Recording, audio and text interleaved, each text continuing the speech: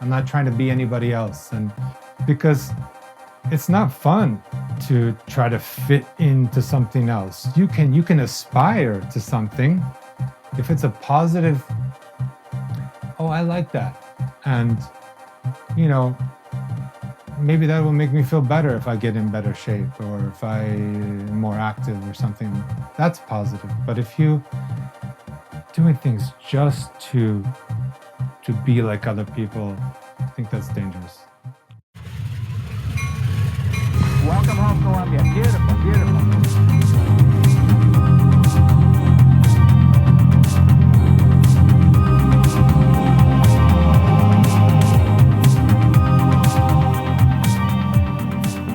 Hello, welcome, namaste, bienvenidos to a new chapter of Now Serving Love. We dedicate this time to talk to individuals who have chosen to use their talents and their voice to uplift the collective consciousness. We are extremely blessed to be with you today. Things are slowly shifting in this new world as the normal will never be the normal again. Today's guest also happened to be our neighbor. We've been living in his property here in Venice, California for nearly 8 years. So that also made it possible for us to sit down and create this episode. Andrea Boccaletti. At some point in the 90s, he was at the top of his craft. The most sought after male model in the world, in a industry that usually has been in some ways connected to shallowness and self-centeredness and overall superficiality. It was wonderful to sit down with Andrea and hear from his experience, his perspective, what really goes behind the scenes. Also, to hear that level of humanity and connection from someone that, again, once was the top of the modeling world. It is powerful, really powerful to hear from someone like Andrea, especially in a society that is so driven by vanity and by looks. To hear that someone who on the surface supposedly has all that many dream of and probably many are jealous of, to realize that indeed looks are deceiving. It doesn't matter how good looking or pretty you are on the outside. If you don't do the inner work, there is no possibility, real possibility to have a sustainable connection with real peace and real happiness. I'm super honored and grateful for this conversation that we had with Andrea, and I'm very happy to share it with you.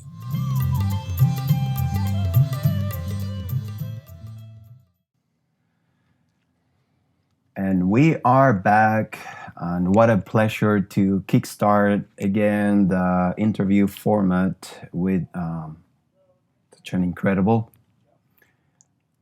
kind, generous, really special human being, Andrea Boccaletti.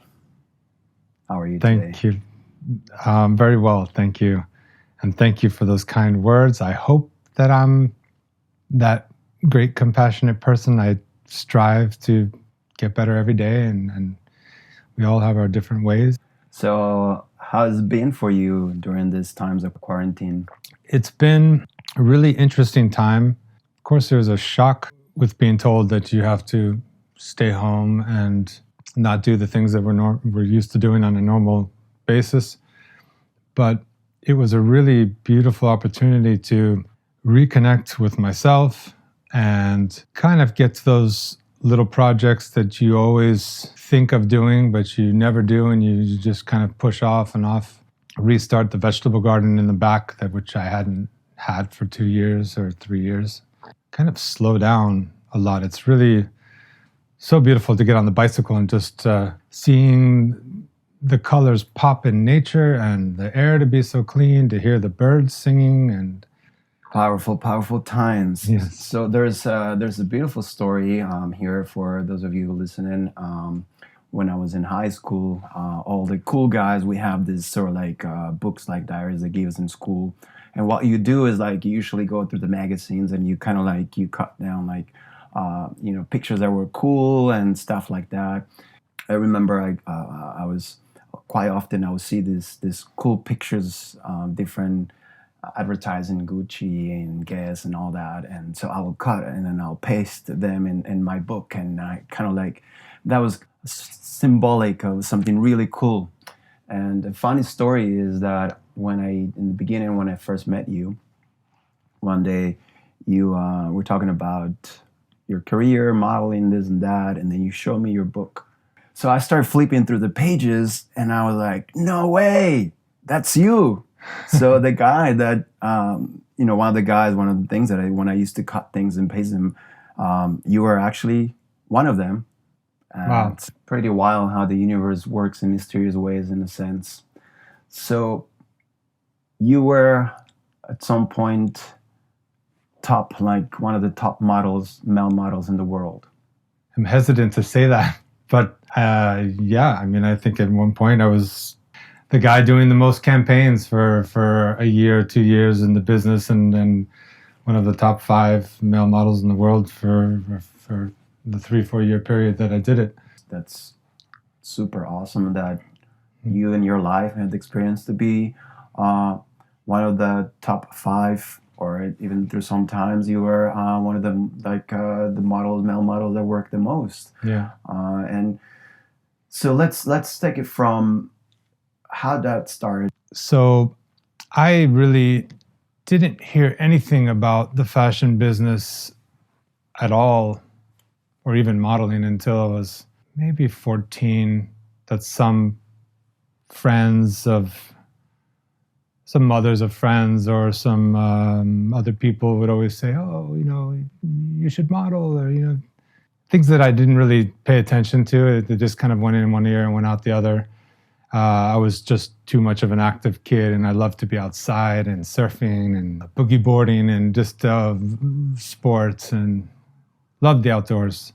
So it wasn't until I was away at college, and it was the Christmas vacation before my senior year, so before graduating university, that there was this one woman who was the mother of some girls that I knew, and she really kind of convinced me to just try it. So I said, okay, for you, I'll go and see an agency. And we were I grew up in Palm Beach, so there was a market only an hour and a half away, which was Miami. So my mother knew somebody that was still modeling in his 30s or early 40s.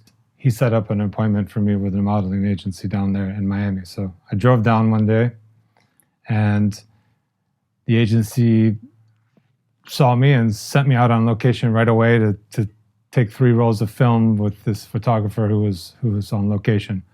Do you remember how was the drive, or were you nervous? What you thinking? No, I don't remember the drive at all, actually. I just vaguely remember where the photographer was taking the pictures, where we did a couple of those.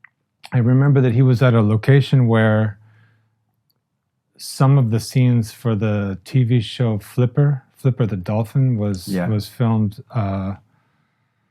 which is not a pretty story, because actually one of the trainers of Flipper, Rico Berry, started, he did that film, The Cove, the documentary, because he felt very sad about dolphins in captivity. So anyway, that's another story. But I just remember that it was there, and it was just, I thought it was fun. I mean, this photographer was a nice guy.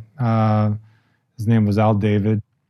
Took these roles, and I didn't see the results or any of the photos until, I don't remember exactly when I saw them. But anyway, I remember going back to school and the agency, because, it's important to be photogenic. I mean, you can look a certain way, but you have to be photogenic to get in that business. And they just called me, every week, really. And I didn't know what to say to them. I said, well, first I said, I'm away at university. I'm in Virginia, and I don't know. And then finally, as we got closer to, I was studying for my exams, and they called again, and I said, okay, look, I have a big fork in the road here. Either I go into business, which is what I studied for 4 years, and have a career as an investment banker or something, or I try this modeling thing. And I said, what do you guys think? Do you think I can be successful? And they said, well, we can't guarantee anything, but we think you're going to do really well. So in the beginning, like the first experience, it was joyful. You liked the whole... Yeah, I liked the idea of it, I guess. And it wasn't until that one day I was sitting outside the house on our porch at our university house with my roommates, and there was a keg of beer, and you do the drinking like you do in college. Someone had gotten a hold of a men's fashion magazine, because I never had them or bought them or anything. And I was flipping through the pages, and I'm always a person that if I can improve something, I'm all excited and I will do it. I just love quality, and I like to help things that are hurt feel better. I like to save things. So it was this thing I just saw in the magazine, and I saw some guys, and I'm like, without judging too much, I said, wow, if this guy can do it, I can do this, And so that got my interest up in it. And then I kind of finally just decided, I said, I don't want to be 30 one day and look back in my life and just have this big question mark whether or not I could have done it. I want to try it. So that final decision was your decision when you asked them, you think I can do it? And they said, you think you can do pretty well. Was ultimately you decide, okay, I'm going to give it a shot. I don't want to look back and regret I didn't do definitely. It. And anyway, when I was finishing after graduation, I was going to go back home to Palm Beach. So I just took up an apartment in Miami, started there. How's the beginning of this journey as a model in Miami Beach? How was the climate at that time? What was it like to be in that sort of world? Well, it was fun because, first of all, I didn't have to open the books anymore and study anything. So it just felt, my first few appointments down in Miami Beach and South Beach, I had driven down. I would drive back and forth an hour from Palm Beach. It actually usually takes an hour and a half, but I like driving so fast that it would take an hour. And then finally I decided to take a little apartment down there, and I paid $250 a month. I split it with some other guy that I met, and so we were roommates. And I remember I didn't know much about the business, but this roommate, this guy, his name was Sean, he was really affected by the business. He knew who the big models were already, and already at that time Marcus Schenkenberg, who he knew who he was, and he had his composite, his card. Was this guy another like famous model at the time? Yeah, he was definitely. I mean, he was the body guy. He was the one in the Calvin Klein ads where he's not wearing clothes, or he's got something or a sock over himself, or with Carrie Otis and also with Stephanie Seymour, I think, in the Calvin Klein ads. And and he just had a lot of editorials, things in magazines. I mean, he had already was working in Europe and was repped by an agency in Miami. So that's how this kid had the card. So he was also a model. Yeah, this guy was a model. So that kind of, I looked at these cards. I mean, I could see anybody's card in the agency, but the fact that this roommate had this card there, I was like, wow, this is cool. Like this guy's really made it. But I didn't think like, oh, I want to get there, or can I get there? I had no idea. I just took the ride. After a few months down there in Miami, there was an agency that came from Paris and went to all the agencies looking for guys to represent in Paris. and only wanted 2 guys out of all of Miami. And So, at this point, you've done some work with this Miami agency. Have you wow, some little jobs, yeah, paid by the hour. The first job I ever did actually was unofficial, not through an agency at all. It was this woman that stopped me, and she said she had this jeans company called South Beach Jeans. You know, this woman with, you know, big lips and long hair and, you know, trying to really squeeze out beauty from herself. And it was very funny. But so I did this little job wearing these jeans. Actually, I wasn't even wearing jeans at all in the picture. I think she was. So she wanted to be in the ad with me. So it was, she was wearing the jeans and she was wearing the jeans. And you were in the sock like the guy in Calvin Klein. I was wearing some other type of pants, and I was on a Harley. And it was at night, and it was in front of this club called Deuce, or this bar called Deuce. And I was just recently in Miami, and it's still there. And it's still got the same sign outside. So it was really nostalgic for me to see that. Miami's changed so much, but that was great. That was still the same, and it's a dive bar, but it's really cool. So anyway, she paid me $75, wrote me a $75 check, and it says South Beach Jeans, and I went to deposit it in the bank, and it bounced. There wasn't even the money to clear to cover the check. So really funny. So I always meant to frame that. And I have it somewhere, and I still have not framed it, but I should do that. So before the Paris agency came, were you struggling? You start to feel like, I don't know if I'm going to do this, or no, not really. I mean, because I took a little job as delivering bread for the Biga bakery, and I would deliver the bread to restaurants and accounts and stuff. And they liked it because I was very fast. I got everything there on time. So then Paris came and they chose 2 guys. You were one of them. Yeah, and I went, and it was show week in Paris, so I'm thrown right into the major castings. I go through a week and a half of castings. I booked one show, and it was called Daniel Esther, and it wasn't a big show. But it's a show meaning this is like a runaway? Yeah, a runway show, yeah. Nerve-wracking experience. I never took walking the runway, I never took my eyes off my shoes, really. I was just like walking down and walking back. But so it's not like everybody wanted me or anything, but the agency said, look, you got some really good response. We want you to come back and live here. So basically I went back to Miami, collected all my things, which was just like a suitcase or 2 suitcases, and moved to Paris.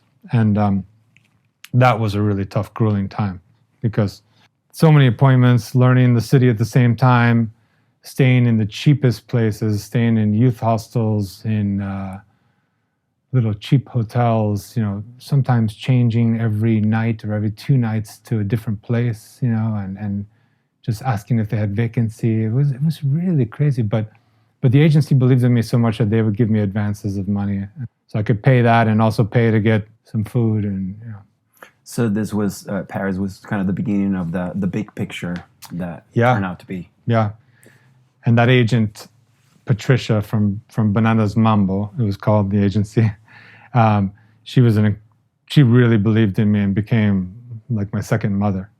What would you say you learned most from her? I learned to be selective because she was really smart about, once I started climbing up the ladder and from the different jobs, doing jobs that had more visibility or that were more important, she didn't let me do kind of the like she didn't low quality or the cheesy stuff, or, you know, she was building an image. We were building an image, and that was important, I think. And so she was very explicit, and she really wanted to not go for the whatever you were offered, but she was very particular. She wanted the best. Yeah.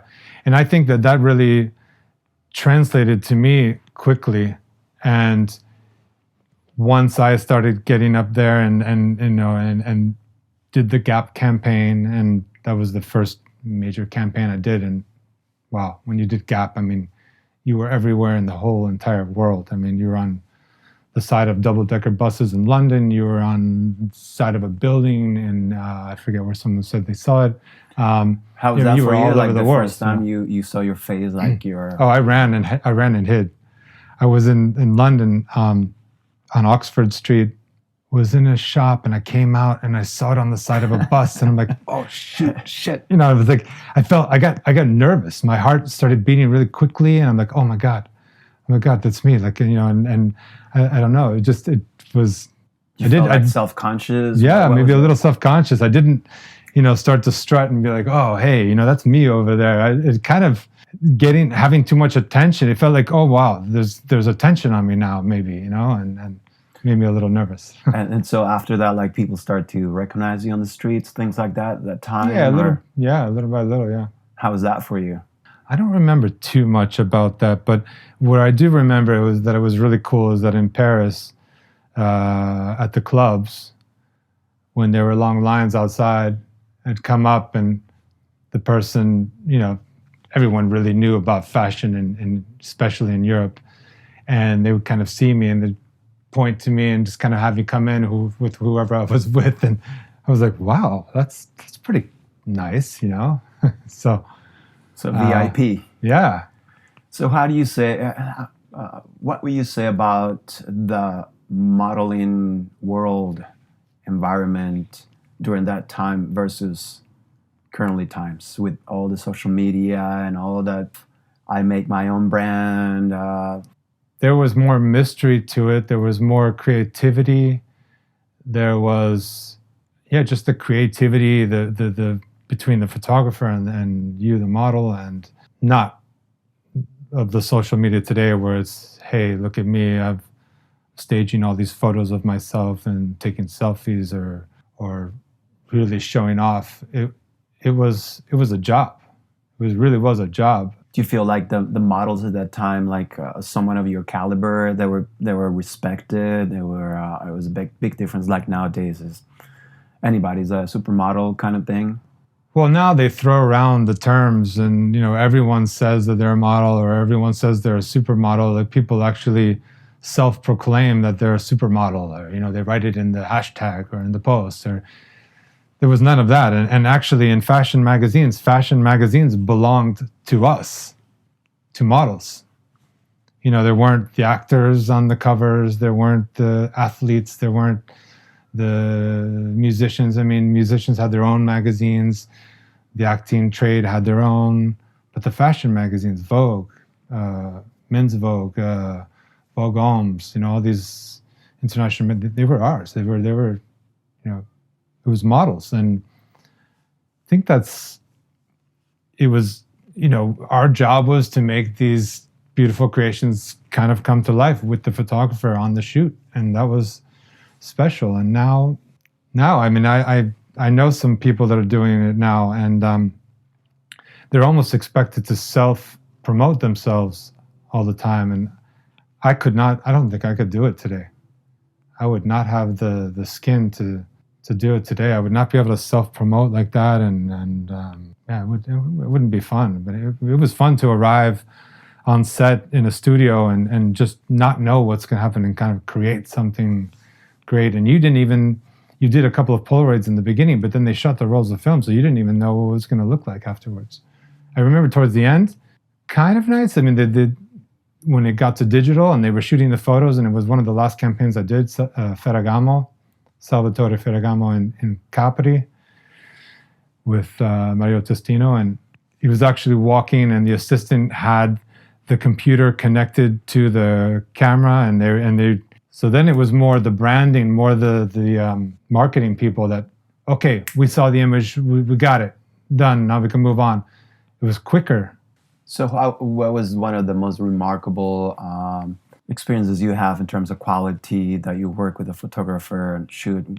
What was one of those, like, you're like, wow, this is like incredible, like the level of perfection and quality? Well, that would have to be the fall, winter 1995 Giorgio Armani campaign with Peter Lindbergh and Mr. Armani there styling me for the shoot. So that was... What was so special about it? Amazing. I mean,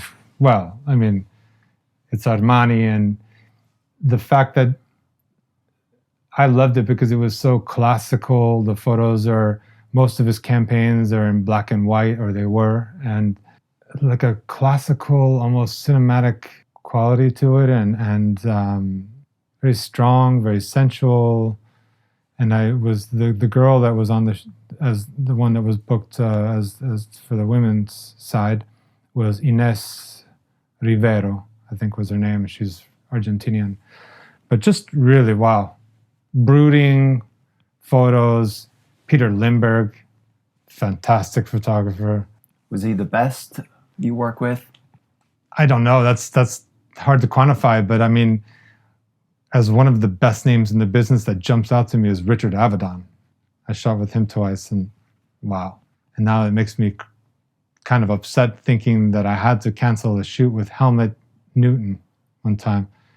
And he is such an iconic name. And but you know, Peter Lindbergh, Mario Testino, Herb Ritz, Patrick de Marchillier. Okay, so through this experience, I'm sure you have an opportunity to travel to some incredible places, connect with so many people.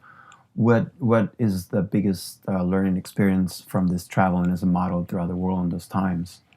The traveling really shaped my worldview. I think I've always been a sort of a compassionate kid. Yes, I actually, now I remember some instances from childhood, but I think what traveling did was gave me this worldview of seeing conditions in many different countries, because the business brought me to probably 20 other countries that I never would have normally seen had I not been in the business. Because sometimes, you know, you're shooting a campaign or you're shooting some editorial or some job, and they want to fly to some incredible remote place in a third world country or somewhere, and wow, just really seeing the changes from one country to another, and the socioeconomic situations and nature, and just appreciating the whole world for the different cultures and for the different crafts that people make, and the little villages, and just. So you feel, I mean, people have the tendency to believe sometimes, especially remember during those years, people were like thinking that models were like kind of like superficial people, that they're very selfish, all that, yeah. self-centered, all that. So for you, it was always like there was this sort of human side that you really felt connected to. Like when you say you went to third world countries, you saw the sort of difficulties, the quality of life, and you always you were touched by. I was, and it was a very eye-opening experience for me. It was a beautiful experience. That's what it was for me. And always after a job, after being somewhere like that, there was always the plane ride, the plane to wherever, either back to Paris or on to another country or to another job. And that's where I would really reflect and really write. And I wrote in my journal. I kept a journal for 4.5 years during that time, and really reflected on things and feeling really gracious and thankful that I was able to experience something like that, or just kind of write my feelings about a place. But at the same time, I remember that it was a very lonely time too, because yes, there are definitely people in that business that are very superficial and very shallow, superficial, and, you know, wearing only the goofy Gucci loafers and the most expensive clothes, and don't really see those things. But on my downtime, if I only had 2 hours free time in some country, I spent those 2 hours going to the center of town. I wanted to see the people. I wanted to live like the people there. I didn't want to be chauffeured around or anything like this. And so even though you were one of the top models, like top model, and you were in that world, it sounds like you were always very mindful. You were very much in touch with the reality you were seeing, and so many ways you felt disconnected from this world, and I'm sure it should have been it was hard to navigate sometimes, because it made me very sad, because I think that after a while, and what eventually led me to quit the business was that I didn't think that people were seeing me for me, what was inside me. they just saw me this exterior thing and just would fuss over the exterior and So you never really put too much emphasis on your looks, but you were more into cultivating your... yeah, I finally wanted to use my brain and be seen for who I was inside, not just as an object. And a lot of these kind of stylists and a lot of the designers they're great compassion. They loved the models, but some of the stylists for the magazines and things, they kind of had these powerful ways of behaving and feeling very special. Like a power trip. Yeah, power trips. Right. So what would you say to, because especially in the West, where we live in a society that is all mainly about just looks and about a lot of superficial, stuff. Marketing. Marketing, this and that. I mean, we live in Los Angeles, where it's like the epicenter of so much of this. Like, people go through some intense kind of body transformations because you've told all the time that you're not good enough, that you're not pretty enough, that your chin is too big, that your wrinkles are ugly, that you need a bigger breast, that you need a smaller waist.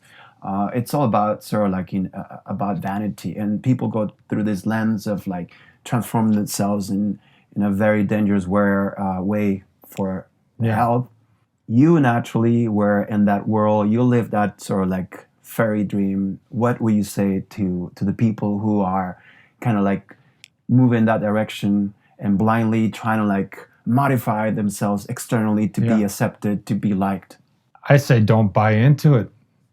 Don't buy into it. I mean, we all have a choice. I mean, even thinking back to when I saw that famous model's comp card, his modeling card, it's not like I wanted to be like this guy or anything. I said, wow, that's cool. I'd like to do some of that stuff. But I didn't think that I needed to change myself in any way to be like that. And he even had an amazing body, but I would work out occasionally, but I didn't, set out to have the kind of body like this guy or anything. No, I was going to do it in my own way. And luckily, I mean, the women are told or are criticized a lot more, the female models during that time, you need to gain 5 pounds, you need to lose 2 pounds, your stomach, certain things. I was only told one time, said, hey, the skin under your chin is getting a little loose. You should chew more gum or something, just from one person. That was it. Wow. That was it. But I just I said, oh, really? Made me think about it a little bit, but I didn't. It's not like I was chewing gum every day for the next 2 weeks or anything. I just thought it was funny, but I didn't change myself for anybody else. And I mean, I even remember sometimes being in the country in Italy because my grandfather has a country house there, and I would go and visit him in the summer vacations. And even sometimes 2 days before leaving and going back to a job, I'd be working in the country in the brush with a machete and not being mindful. And I got hit in the face with bushes that had thorns, and so I arrived to this job with like little scabs on my head and stuff. I didn't care. I really, it was going to be me as me. I'm not trying to be anybody else. And because it's not fun to try to fit into something else. You can aspire to something if it's a positive, oh, I like that. And, maybe that will make me feel better if I get in better shape or if I'm more active or something. That's positive. But if you doing things just to be like other people, I think that's dangerous. And do you feel that experiences like the one you just were telling us about, being with your grandfather in Italy, working on the fields and so on, that gave you that sort of mindfulness, that sense of understanding those roots, that centeredness? Definitely a little bit. Definitely from my connection to nature. Yeah, he had a farm. He didn't produce anything for anybody outside of the farm, but he had pigs and chickens and wild horses, and I would just go and collect the eggs in the morning. It was so much fun to see how many eggs the chickens had laid, and I'm a vegetarian now. I have been for 20 years, but when when they wanted to have chicken or some pork, they would eat there. But at least it wasn't any animals that were in a factory farm or something like that. They had good lives with socializing with the other animals and stuff. So who was the most influential person in your family for you in your life? Your grandfather? I'd say my mother. Yeah, my mother. Your mother? Yeah. And she always kind of like taught you about these values and about being mindful and... Mindful, I don't recall, but values, yes, a little bit. I mean, I developed them myself through the years, but she definitely taught me to be a gentleman and to be honest. Those are the two main things that I remember from my mom. If the cashier gave her $1 too much or 40 cents too much at the grocery store, she would always say, "Look, you gave me too much," and gave it back. And I mean, I remember one of my jobs. I was in South Africa in Cape Town, and I came across Nelson Mandela's Long Walk to Freedom book, and that, wow. I mean, I guess it doesn't really fit into this, but I opened my eyes a lot. But actually, it leads me to another book because I read Gandhi's autobiography, and I know that in the foreword it said that he didn't want to write an autobiography because he felt like that was the problem with the modern world, that people always want to tell others how they are, but then people convinced him and said, "Look, your lessons are so amazing. The way you live is so amazing. We just want to get it down so that other people can learn from it." And he didn't want to say, "Hey, look at me. Look, this is how I do things." But I learned a lot of things from his book, and treat others, do unto others as you want done to yourself. I mean, that's the biggest. Well, you just talked about two main figures. I recently heard the story of Nelson Mandela, where when he was released from prison, and it was the inauguration for him as a president, he invited two of the guards that were with him throughout like 27 years or so that he was in jail. And somebody asked him, like, "Why you want to invite these people who kept you in jail? It was completely unfair and injustice, and you're going to invite them to come to your inauguration? Are you crazy?" And he said, "If I don't invite them to my inauguration, I was still in jail." Yeah. I'll be in prison for the rest of my life. It's kind of like that sense of forgiveness and just moving on, let go. Yeah, that's quite amazing. So taking it back to, so there were, you were in this, like in the heat of this modeling career for about 8 years or so? No, I only did it for 4.5. 4.5. That's it, yeah. And you say you quit. Yeah. And the main reason why you decided to quit? I started to become, the more known I was, I became more self-conscious. And also, I remember a little thing that between some of the other models, and there was sort of a little clique that was developing with this other agency. And at some of the fashion shows, I think these 2-3 guys kind of went out of their way to kind of make me feel a little smaller and kind of put me down, and it kind of got to me and made me a little nervous and upset, and just become a little more self-conscious. And so there was those between male models, there was that kind between of a couple of these jealousy guys and stuff, and between a couple of these guys. So I unfortunately let that stuff kind of get to me at that moment.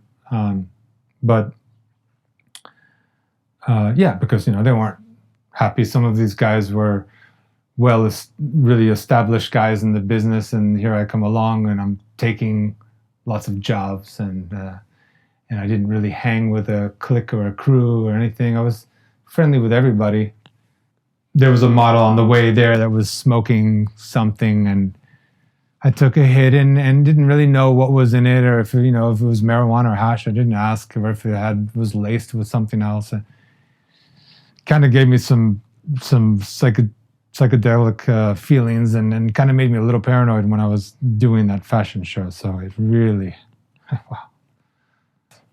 I felt like that was the beginning of the end. I wanted to get out. I wanted out. So to this point, like, you were always clean, because that's some stupid taboo, right? A lot of that fashion, it's like a lot of drugs, sex, and rock and roll. So for you, you were always like clean. You were not at all like. I didn't get into the drugs. Notice I didn't say the other two things, but I didn't get into that stuff. I mean, there was the heroin chic kind of look that was going on for a while, and there were some. I think some of the females actually were doing the heroin because it. Once they tried, they probably got addicted, and I know some of them went to some rehab, and I won't name any names, but it kind of made them thinner too, and of course, cocaine has a tendency to make you thinner as well, and just so. So overall, you were super blessed that you never took that road. I think that's because I went to university first before I got into the business, which only about 2% of the models ever end up doing before they get in. And that kind of gave me my equilibrium before I got in, and kind of experimented with some of those things in university, and I left them there, and didn't take them on into my adult life. And also, you were studying business. That gave you as well, I'm sure, like a lot of tools to manage your income and be smart about your investments and not waste your money and so on. Yeah, I was pretty good with that. Except the hardest thing to keep track of was having so many agencies around the world and just keeping track of which agency owed you what. So that's in my journal. I would also keep a couple of pages that had the dates of what I did, how much I was getting paid for it, which agency I booked it through, and helped me to keep a ledger. So you decide to move on from that world, and moved back to New York. What will you say to yourself? Like, if you can go back, what will you say to yourself at that time with the experience that you have right now in life? Stay strong. Don't let anything on the outside affect you on the inside, or at least make you feel self-conscious. I would just say to stick around for a little while longer, because you're at the top, you're making great money, and I should have continued maybe a little longer. Do you feel some regrets? I do a little bit. Currently, you feel regret? I do, yeah. I always do. I always wish that I had continued for a little while longer. So I think had I continued longer, I might not be here today. It was that bad for me that that's what saved my life, to get out at that moment. Might feel a little regret, but it was the right thing for me to do at the time. So you have come to the realization now that at some point in your life you had regrets, but now you come to the realization that probably saved my life. Yeah. So in a way you feel more like at ease nowadays with the fact that it served your purpose and you move on. Yeah, I guess so, yeah. But I mean, it was as sad and as depressed as often as I was sad and depressed during those 4.5 years. I definitely feel a bit nostalgic about it. There were some incredible things, and it was. What do you mean you were sad and depressed throughout all those years? Oh yeah. I mean, I look at my journal entries, and I felt like I was fooling people. I felt like I was living a lie sometimes. I felt like I was this dirty person or something, because traveling to all those places, there were a lot of women in different places, and that kind of, and so I never had any steady relationship. So you close that chapter Yeah. And then you returned back to New York. Yeah. Back to New York. And I wanted to get into acting anyway, because there were many times where I was on fashion shoots and they're like, okay, great. We got the shot. And I'm playing, I felt like I was playing with the clothes and I didn't want to stop. I wanted to go further, So I was having fun. And also I got the biggest compliment in the world from Richard Avedon, the god of photography and fashion. And he just said, Andrea, you're not a model, you're an actor. I was like, wow, thank you. I don't think he was demeaning models or in any way, but he saw something else. And in New York, I kind of crossed over into acting a little bit, and unfortunately didn't stay in the business for very long. A couple of self-confidence issues, but also something really big that happened in my life, a family misfortune in a way, and really, really had to pay attention, had to fight this thing in the family for 11 years, and it had to do with Italy, and fortunately really lost my way. Anyway, and then, that led to, because of that, threw me right into becoming an activist. And that's when you moved to Los Angeles? Not right away. I lived in New York for 6 years before I came to LA. But I remember that the first protest I ever went to in my life was against the World Economic Forum in New York, when they were holding it in New York. And it was during the time of the fall of Enron, Too Big to Fail, and Arthur Andersen's accounting scandal, and made the stock markets go down, and a lot of people lost a lot of money. But what led me to that was I think it was the G8 or maybe the World Economic Forum or something that was being held in Genoa in Italy. And one of the protesters was killed by the police. And I heard that the protesters weren't being unruly at all. They didn't incite any violence. It was actually the police that incited the violence, that threw something at the protesters and got them all fueled up and fired up, and then that's when it became violent. So it kind of instigated that, and I read the stories of that, and I really related it to what I was going through in my family, from a family member trying to take what was kind of rightfully mine in Italy through inheritance from my grandfather, and especially the special place in the country. So through that, I was thinking, wow, this is happening to these people over here. This happened to me. I know what that feels like. I'm going to fight. I'm going to fight for them. I'm going to fight for the people in the African countries, and some of them that I visited on my trips and on my jobs.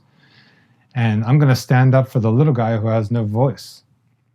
So within you, there's always been this sense to stand up for those who have no voice. Yeah. You have that sort of strong feeling against what is not fair, injustice, and that's what had kind of like from the end of those modeling years continue on. That's been your sort of like purpose. Yeah. You have we call it like a vision with something called One Love. When that started? Oh, that came about. Yeah, One Love Unified came. I would have called it just One Love, but obviously Bob Marley. I think there was I think their foundation, or they kind of own that for clothing, so I had to throw the Unified in there, which is a little bit, I feel like, maybe redundant. One Love Unified. It's already, but it's.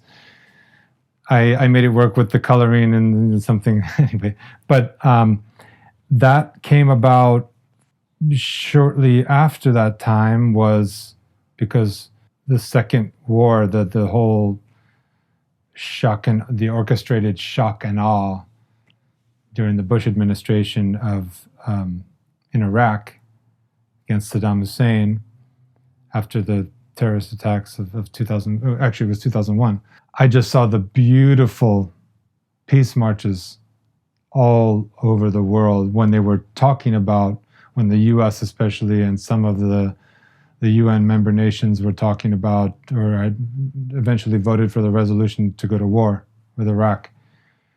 All the people, the countries, I mean, the marches that were organized and the outpouring of love around the world made me create this peace sign only out of the words of every single country in the world, including 2 territories that had not been recognized internationally, and that was Palestine and Kashmir, for their struggles in their countries, and so, or territories, and well, they shouldn't be territories; they should have their own countries.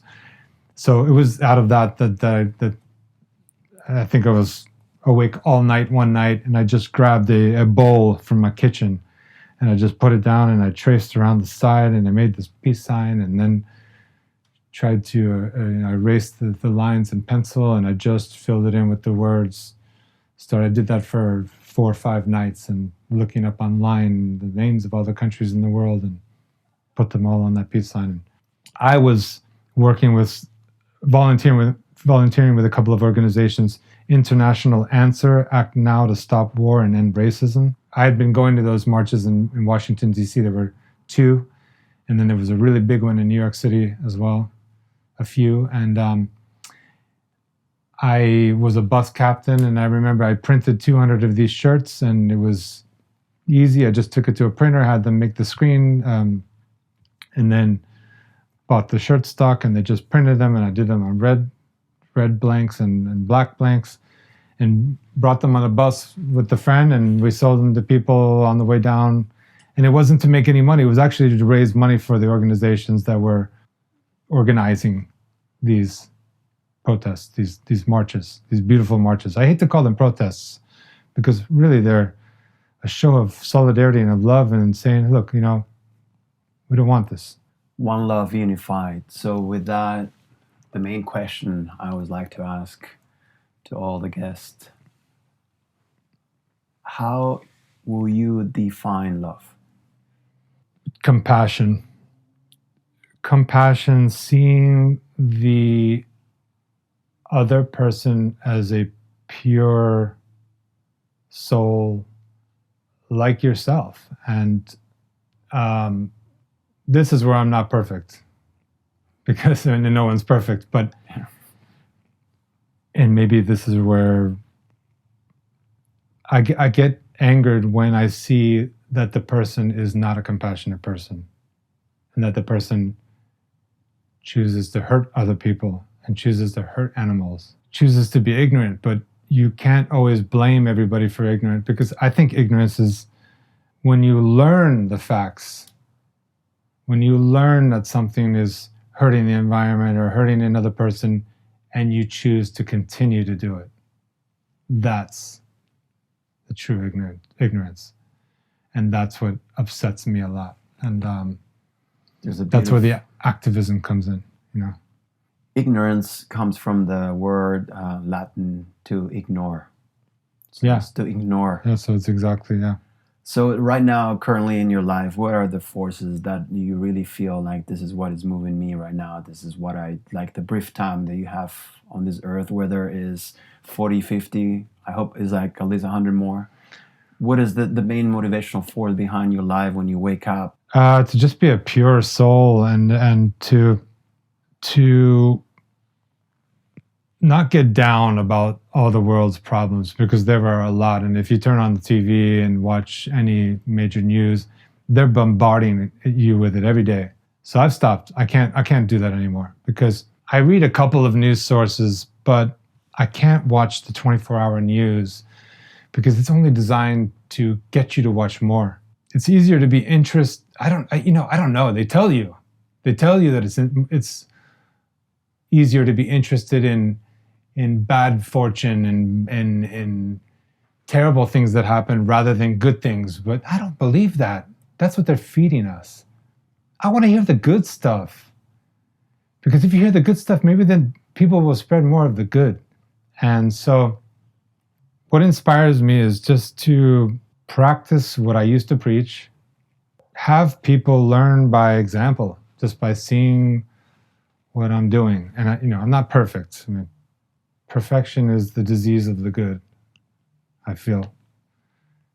Some people that want to point fingers, they're always going to say, if you're doing something good in some way, they're going to say, oh, but look, you drove here in a car, or you did something, and even if you're going to clean the beach, clean plastic that washes up on the beach from the waves. Those are people they're trying to find an excuse to continue their ways of not seeing and not caring, of being blind. So I'm not getting affected by them. I'm just doing what I can, and hopefully you affect other people. But I'm also afraid that people are so wrapped up in this world of technology and the phones and not having quiet time for critical thought and being with themselves. That's why tying back into this time of the self-quarantine and things slowing down and shutting down a lot. I feel like some people have been forced to kind of see what that's like. Are they going to learn the lesson going forward? I hope so. We all have seen now in LA how beautiful this city looks when you can see for miles and miles and see the mountains and see all the colors pop everywhere and to see that a little more wildlife actually and the birds singing and not so noisy. I hope that the new normal is not the old normal and that we kind of maybe don't consume as much, don't need as much, connect to each other a little more.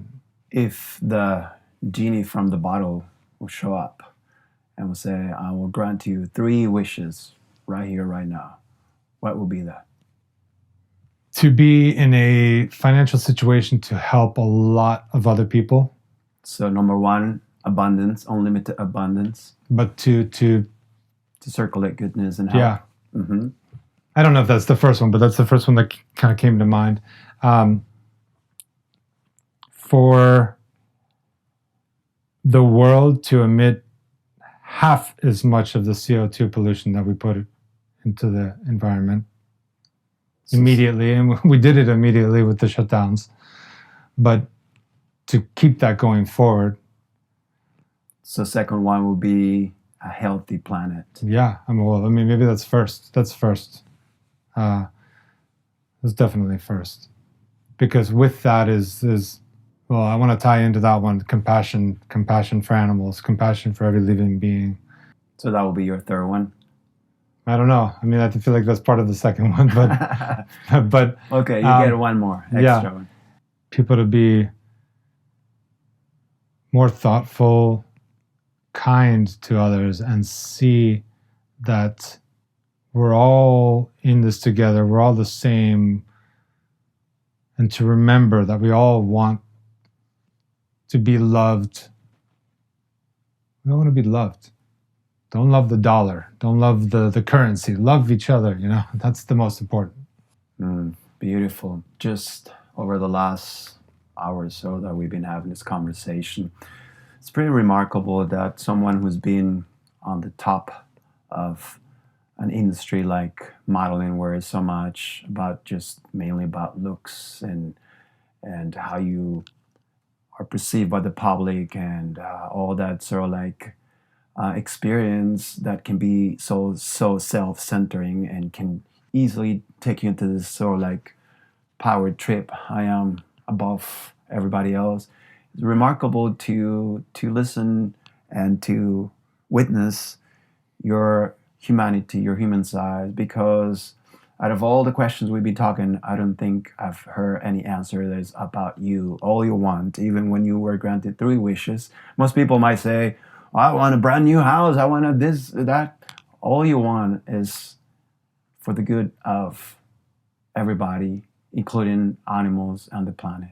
Yeah, I really enjoy the planet. I enjoy nature, and it's so beautiful. We're so blessed to be here, and all of the animal kingdom. Yes, it operates in a circle of life, and there's there's the predators and there's the prey and things in the way that they survive some of it, but you can find an incredible compassion in any animal, and I love the interspecies compassion and the love that you see. You see on some videos and things on social media, but So after to the, witness that firsthand too is so beautiful. Yeah. after the visit from the gene, eventually, when the beautiful angel of transformation, the angel of death, comes and tells you, "Okay, Andrea, it's time to move on to the next realm." What will you be missing the most about this life experience? Oh, that's a really tough one. Probably riding a motorcycle on a racetrack.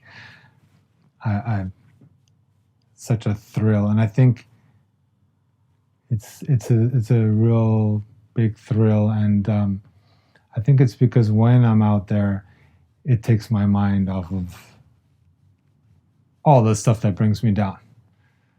But if you put me in a new utopia and it's just this place of nature and beauty and sun and waves and wind and water, and I wouldn't miss it at all. Do you feel that there's an inner child within you? Definitely. You talk to it often? I think I feed it every day. How? In finding joy in the little things. Yeah, I mean, I used to a lot more so than now, but I used to find joy in the little things. I used to just wake up and the sunshine would be out and be like, "Oh my God, it's sunny today! It's so beautiful!" And just and even if it's raining, "Oh my God, it's raining outside! And wow, it's great!" Just finding joy in the little things, like a child, seeing everything as if you're seeing it for the first time. Well, it's been truly an honor. It's been a blessing that we get this time and just to hear the experiences, to hear about your dreams, to hear about what you're passionate about it, to hear your love and compassion for the planet and all animals and all beings. And this is what the podcast, anyways, is all about. It's about sharing the voice of individuals like yourself, that when we hold hands, when we connect, we realize that there's a lot of good in the planet, that there's a lot of good things happening, and we're creating a shift. So thank you so much for being you, for being the amazing human being that you are. And I know sometimes for us it's tough to see that, but from the perspective of the witness, truly an exceptional human being, always acting from a place of kindness and compassion. So thank you for that, and please keep on serving lots and lots of love. Of love, yes. Thank you. Thank you.